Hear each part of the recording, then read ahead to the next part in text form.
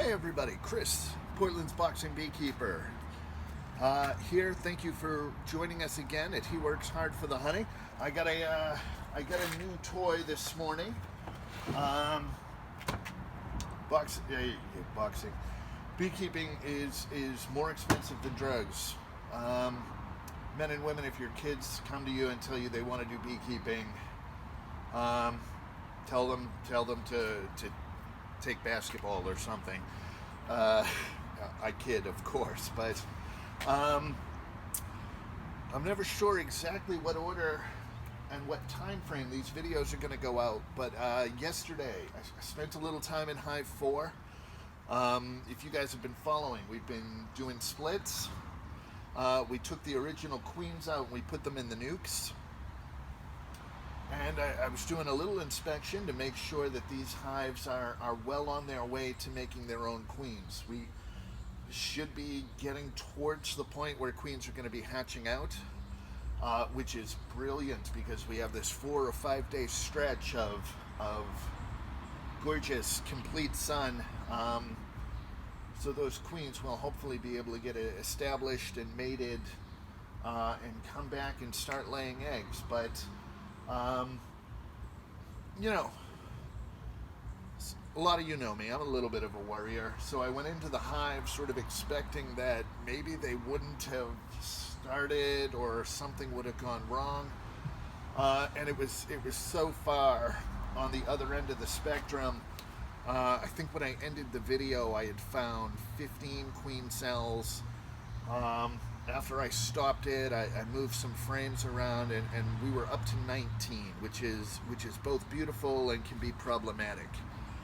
When a queen cell hatches, that queen then goes around and stings every other queen cell, kills all of the other competition, unless there's some potential on the bottom right of the bottom super, a queen hatches and starts offing its siblings, and then on the top left, 45 minutes later, another one hatches and starts. And one of two things can happen. The first one that will sting the other and kill its sibling, or the hive will swarm, which is, in an urban setting, what we want to avoid. And also, as a potentially honey harvesting beekeeper, when there's a swarm, half to 2/3 of the foraging bees will leave with the queen. I really want to keep that workforce in the hive, collecting and processing nectar and making and capping honey. So we want to avoid that as best we can, but this also seemed like a great opportunity.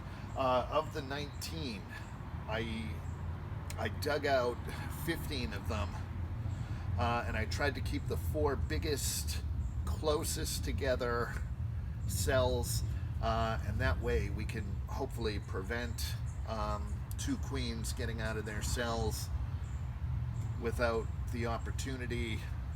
We don't want 2 or, God forbid, 3 queens getting out at the same time and then having to decide what's going on. But it also seemed like I ended my day there. It also seemed like this was a fantastic opportunity. We've been talking about getting what we call a queen castle. What this is here, it's Old Port weekend here in Portland, and so the bikes are out in force. Sorry, just a little aside there. What this is really 10 frame equipment. I usually use 8. You'll see this is broken off into 3 sections, each with a little smaller internal cover there. I've got this here backwards. So what we've got is an exit for this side, an exit for the middle, and an exit for the, I guess, your right, my left. Each one of these spaces can fit 3 deep frames, and so when I'm finding queen cells in there, I can then take those queen cells, shake off some nurse bees, put a little bit of resources in there. The queen will then hatch. The nurse bees will take care of her. She'll leave and get mated and come back and start laying. And I've got extra queens, 3 of them. At this point, I can sell these queens. Queen cells go 40, 45. I've paid up to $60 for a queen bee to replace in a hive. She's really sort of the hive doesn't exist without a queen, and so the queen's very important. I can also, if need be, take care of issues that come up in my own hives around queens.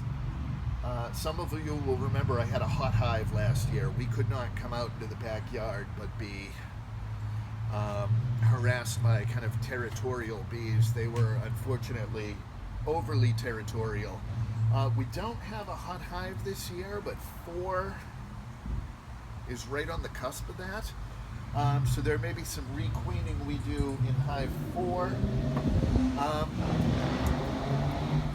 But it's, dear Lord, it's great to have them around and to lose the cost of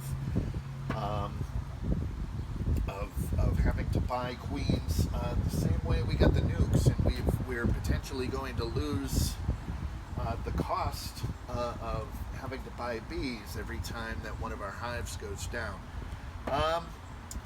I'll get back to you in a few minutes. I'm going to do some work in the hives. I'm hopefully going to pull out some queen cells and put them in the box here, and we're going to get some queen mating going on, some queen rearing.